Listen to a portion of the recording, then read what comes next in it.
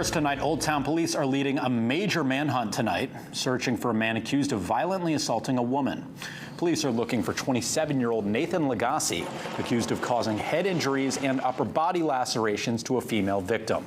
The woman is in the hospital, recovering with what police describe as non-life-threatening injuries. The search is centered in Old Town, near Stillwater Avenue by the Orono VZ line.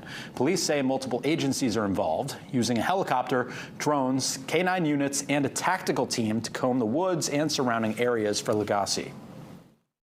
One of the helicopters said they observed a vehicle parked on a dirt road right off of Stillwater here.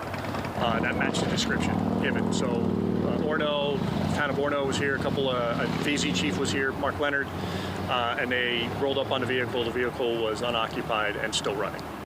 Now, as of tonight, Stillwater Avenue remains blocked off near the line while authorities continue the search. Police are asking anyone who sees Nathan Lagasse or has any information about his whereabouts to call deputies immediately.